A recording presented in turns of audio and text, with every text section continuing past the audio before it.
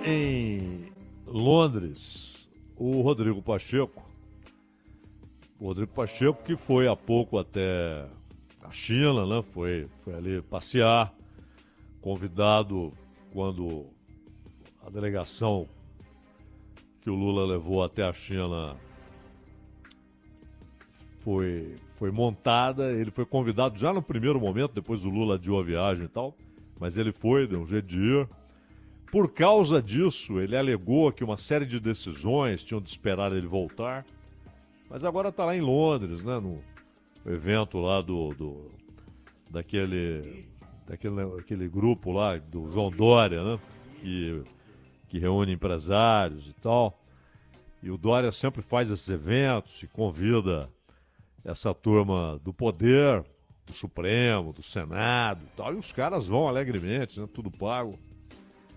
E o Rodrigo Pacheco agora está dizendo o seguinte: o governo deveria, desde o início, ter pedido a CPI, ou CPMI, porque é uma comissão parlamentar mista de inquérito. Peraí, né?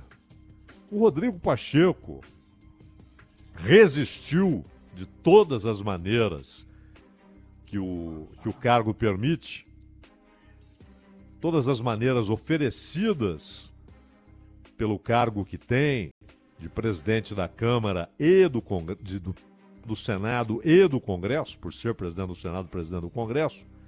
Ele resistiu como presidente do Senado e, portanto, presidente do Congresso a todas as pressões para que houvesse a CPMI relativa a 8 de janeiro.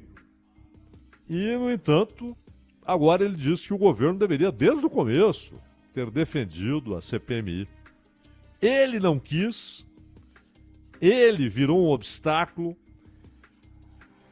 ele se transformou numa parede, e agora ele vem dizer que ele sempre quis, que ele sempre defendeu e que o governo deveria ter defendido a CPMI. O fato é que agora o governo quer a CPMI e, inclusive, o próprio Alexandre Padilha, que é quem cuida das relações institucionais, o meio-campo executivo, legislativo, ele disse que sim, aquilo que foi visto ontem está sendo visto hoje. As imagens lá que a CNN divulgou, que tudo isso tornava a ideia da CPMI algo irresistível. E, portanto, cabe ao governo passar a apoiar o que ele queria evitar e tentar uma composição que lhe seja favorável, né? Tenta ter maioria nos postos de comando da comissão. Você tem presidência, você tem relatoria, subrelatoria. Então começa o jogo para saber quem vai comandar a comissão parlamentar de inquérito. Sendo mista, a ideia é que seja mista, aí, claro, também haverá um papel importante esperando pelo Arthur Lira, que sabe muito bem lidar com esses papéis, né? Ou seja, como equilibrar a composição, atendendo oposição e governo. E o Rodrigo Pacheco, por sua vez, que era um óbice, ele esbarrava a comissão parlamentar de inquérito, ele chegou a ignorar as condições regimentais atendidas para que a CPMI fosse instalada. Agora ele está dizendo, o governo deveria ter apoiado isso desde o começo. Mudou o discurso, Rodrigo Pacheco. Mas isso não vai ter muita relevância, porque agora oposição e governo querem a comissão parlamentar de inquérito. Esse é o primeiro dos pontos que devem ser destacados como consequências do que foi revelado ontem.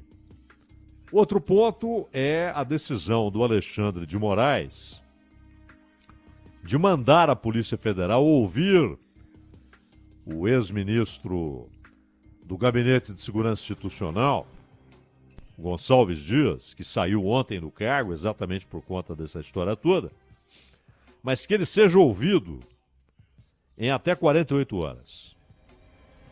O ministro determinou que a Polícia Federal colha o depoimento do Gonçalves Dias sobre as novas imagens do 8 de janeiro. E isso foi publicado na noite de ontem. Demorou até para reagir o Alexandre de Moraes. E é interessante que antes, muito antes dessas imagens se tornarem públicas, que ele não tivesse tomado essa medida, não tivesse tomado a iniciativa não só de determinar à Polícia Federal que ouça o Gonçalves Dias, mas como determinar que ele é peça importante em todo o inquérito, como o sujeito que dirigia o Gabinete de Segurança Institucional. E aí, coisas que pareciam irrelevantes viram indagações. Por exemplo, uma das câmeras ali que mostram Gonçalves Dias é uma câmera que, segundo Gonçalves Dias, nos seus relatos anteriores, uma das câmeras que ele disse que estavam quebradas. Essa, inclusive, onde ele aparece. Mas, ao mesmo tempo, vem uma pergunta elementar. Como o Gabinete de Segurança Institucional centraliza informações, fiscaliza esquemas de segurança, de monitoramento, é um gabinete de segurança institucional, é autoexplicativo. E esse sujeito, como chefe do gabinete, eles deveriam saber que eles estavam num ambiente cheio de câmeras. Ainda que aquela, de fato, estivesse quebrada, como ele falou, e não estava, será que ele supunha que ela estava fora do ar, que ela estava quebrada? Será que ele circulou ali imaginando que a câmera que poderia registrar aquelas imagens não estava funcionando? E por que ele pensaria isso? E por que uma câmera no andar onde está o gabinete do presidente não estaria funcionando? Mas se ele sabia da câmera, é claro que sabia, e sabe o caminhão de câmeras que há ali. Há câmeras por todos os lados. A gente vê imagens, por exemplo, de cima para baixo, assim, pegando o movimento de uma guarda de defesa. Lugares inusitados, onde o sujeito nem imagina que há uma câmera ali. Mas ele, como chefe do Gabinete de Segurança Institucional, claro, sabia ou deveria saber. E por que então ele circulava sem preocupações, né, sem maiores zelos, se ele sabia que havia ali várias câmeras, inclusive aquela que ele disse que estava quebrada? Repito, talvez ele acreditasse que ela estava quebrada. E por que uma câmera ali estaria quebrada com conhecimento do Gabinete de Segurança Institucional e ela permaneceria quebrada? Mas ela não estava. Então, o Moraes quer que sejam ouvidos todos os militares que estavam ali naquele dia, naquela hora, e cujas imagens ali foram captadas, porque ele até ressalta que ele não sabe se alguns já foram ouvidos antes, por outros motivos, em outra fase das investigações da Polícia Federal. Tanto que ele diz, aqueles que vocês ainda não ouviram, convoquem para o depoimento. Ele disse não saber quem já foi ouvido e quem não foi. E é peça-chave. Porque a função do Gonçalves Dias e o fato dele estar ali fazem dele talvez a chave do enigma. A chave do cofre onde estão as respostas para as muitas perguntas que ainda existem sobre o 8 de janeiro. Mas não só ele, também outros militares, porque aí é preciso perguntar: vocês obedeciam a quem? Ao Gonçalves Dias? O comportamento de vocês em toda aquela situação foi determinado por quem? Alguém disse: não, olha, aconteceu, perdemos o controle, então evitem choques, conversem e digam para as pessoas saírem, e vamos esperar então que a força policial faça o serviço lá embaixo e leve esses caras presos. Mas evitem qualquer choque, não entrem em choque. Foi isso. Ou alguém disse: tá tudo bem, não interfiram, não impeçam, não sejam um obstáculo. É a primeira pergunta. Segundo, vocês obedeciam quem? Quem deu as ordens? Quem estabeleceu que aquele seria o comportamento? Não de um, de todos. Foi o próprio Gonçalves Dias? Se eles disserem sim, aí é preciso saber do Gonçalves Dias se ele deu essas ordens porque imaginou que era o correto a fazer, ou se ele também recebeu ordens. E de quem? Claro, tá cheio de sabichão aí que sugere ter todas as respostas, né? Na verdade, você tem aqueles fanáticos e o fanatismo produz muitas consequências negativas, né? E uma delas, que é terrível, é a desonestidade. Então a pessoa já não tem como parâmetro a fidelidade ao que ela está vendo, ao que ela está enxergando, mas apenas aos seus desejos, né, aos seus propósitos. E isso aí não serve para nada. Se sabem de coisas importantes, se têm as respostas, se apresentem. Vão até a Polícia Federal. Procurem o Judiciário, o Ministério Público. Eu tenho as respostas. Se não tem, aguarde. O fato é que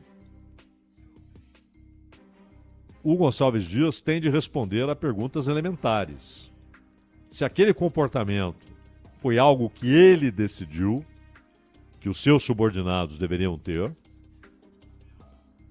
se ele estava ali checando se as portas estavam fechadas, calmamente, para saber se aquelas salas não foram invadidas, e aí ele disse para os subordinados: com calma, digam para essas pessoas saírem daqui, aqui não haverá quebra-quebra, não haverá confronto. A Força Armada, ou seja, a Polícia Militar, ou até, quem sabe, integrantes das Forças Armadas, vão lá fora prender esses caras. Não seremos nós que daremos voz de prisão, nós só vamos dizer para eles saírem. Foi isso. Ou não. Ou aquela sugestão que a imagem faz de que estava todo mundo ali num ambiente amigável, trocando ideias, conversando, servindo água. Se essa sugestão é equivocada e era apenas a tentativa de manter um ambiente calmo para depois mandar aqueles caras saírem, ou se de fato era um ambiente amigável onde todo mundo estava numa situação controlada, sabendo o que estava acontecendo e ciente há muito de que iria acontecer. Isso tem de ser esclarecido. E se a ordem do Gonçalves Dias foi essa ou aquela, ele tem de dizer se foi uma decisão pessoal, ele não consultou ninguém, não ouviu ninguém, ou se ele estava agindo também, ele, sob ordens. De quem? Isso veio da onde? Quem estava de fato no comando? E mais, que informações, afinal de contas, essa é uma pergunta que é feita desde aquele dia, que informações o Gabinete de Segurança Institucional tinha antes dos acontecimentos? Era um domingo. E por ter sido em um domingo, fica parecendo que é daquele jeito mesmo. É tudo aberto, sem proteção. É só chegar e entrar no Supremo, no Palácio do Planalto, no andar do gabinete do presidente da República, no Congresso Nacional. Ah, domingo é assim. Claro que não. Porque uma coisa é você ter...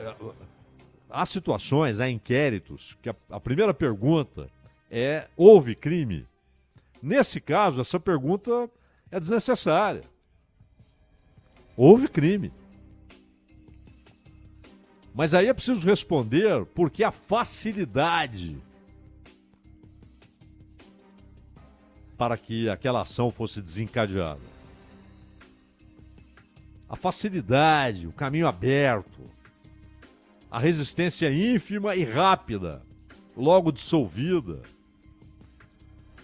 Essas perguntas precisam ser respondidas. E o general é peça-chave. Aí, se a resposta dele, é o seguinte, isso aqui, a gente estava num período de transição, então eu ainda respondia aos comandantes anteriores, general Augusto Heleno, que deixou diretrizes ali. Na verdade, nessa transição estava tudo bagunçado. Porque as pessoas imaginam que tudo é feito sempre com muita ordem, com muita razão, com muita racionalidade, com muito critério. Mas às vezes os períodos de transição são caóticos, só que não há nada que expõe essa bagunça. De repente, um fato expôs que a transição, aquele período inicial de um governo, ainda com elementos, ainda mais num gabinete de segurança institucional, com muita gente do governo anterior, aquilo é uma bagunça. E eu não sabia como agir. Pode ser isso. Mas se ele disser, não, eu fiz tudo o que eu tinha de fazer, fiz tudo o que eu queria fazer, e dei ordens para que agissem daquela maneira, os meus comandados, ele tem de explicar por quê. Porque ele achava que era a melhor maneira de resolver. Porque se não for isso, aí a pergunta seguinte é gravíssima. O que houve? Conivência? Cumplicidade? E se houve, porque houve, partiu de onde? De onde nasceu? Onde nasceu essa cumplicidade? De onde veio? De onde veio essa cumplicidade? Esse cara já deveria ter sido ouvido. Agora, claro, será ouvido, tanto que o Alexandre de Moraes deu prazo ontem à noite, 48 horas, quer dizer, não importa se é feriado ou não. Ele não escreveu 2 dias úteis, ele escreveu 48 horas, ou seja, o prazo é até amanhã. E o GSI passa, pelo menos interinamente, né? Porque é óbvio, essa é uma decisão do Lula, não é? Então, ele que vai dizer quem fica e quem não fica. Por enquanto é o Ricardo Capelli. Isso é uma indicação do Flávio Dino, como foi no Distrito Federal. Vocês estão lembrados, o Capelli foi aquele interventor, né? na área de segurança pública especificamente, no Distrito Federal. Paralelamente a uma decisão do Alexandre de Moraes de afastar o governador, mas uma coisa nada tem a ver com a outra, porque não foi uma intervenção no governo do Distrito Federal, mas especificamente na área de segurança pública. E o Ricardo Capelli, que é jornalista, trabalhou no governo Dilma e depois foi trabalhar com o Flávio Dino no Maranhão. E aí o Flávio Dino gostou muito do trabalho dele e, ao ir para Brasília como ministro, estabeleceu que o Capelli teria função importante no Ministério da Justiça e da Segurança Pública. Tanto que já escalou ele em 2 momentos cruciais para pegar abacaxis, né? Tanto no Distrito Federal como agora, no GSI. E o que aconteceu no GSI? De fato, a transição não permitiu o controle da atuação de um dos órgãos vitais na segurança institucional. Essa bagunça é normal, sempre acontece, é que nunca há nada que a denuncie, né? Que denuncie essa bagunça, que expresse, que manifeste, que testemunhe, que exponha essa bagunça. Desta vez houve, mas normalmente é assim. Ou houve alguma dificuldade, alguma resistência dentro do GSI às mudanças, às novas ordens? São muitas as perguntas. Haverá um festival de oportunismo, não há dúvida. Inclusive na CPMI, que tudo indica agora será instalada, já que agora tanto a situação quanto a oposição querem a CPMI. E o Pacheco com pose de quem? Pô, por que demorou tanto, né? Pacheco. Mas o fato é que as perguntas são importantes porque não é apenas, olha, esclarecimento de um crime. É algo maior, né? É algo maior que tem de ser estabelecido. Se o que vimos... Porque pode ser, aí que está. Pode ser. Quem abraça uma teoria conspiratória detesta que apareçam alternativas, né? Mas é uma alternativa. Que de repente os caras chegaram ali, ó, vamos calmamente conversar com essa gente, servir uma aguinha e fazer com que essa gente saia daqui. E as medidas policiais repressivas serão tomadas lá fora por quem vai chegar armado, em batalhões. E aí, mas não vamos dar ordem de prisão aqui, nada, vamos só fazer esse povo sair daqui. Pode ser. É uma hipótese. Pode ser também, olha, eu estava desbaratinado, eu não sabia o que fazer, eu estava andando para lá e para cá, vendo as coisas sendo destruídas e dizendo para as pessoas saírem. É uma hipótese. Mas pode ser que tenha havido cumplicidade. E aí é preciso saber por quê, qual a origem dessa cumplicidade e, claro, qual o objetivo dela. Então, no Supremo, no Congresso Nacional, haverá muito o que investigar. No Congresso, principalmente, claro, nos debates nas ruas, em redes sociais, etc. Haverá muito oportunismo, né? Muita teoria fajuta. E até por isso é importante que Supremo e Congresso não enveredem por caminhos curtos, por atalhos, mas que investiguem a fundo, porque é uma resposta que devem ao Brasil. Ronald.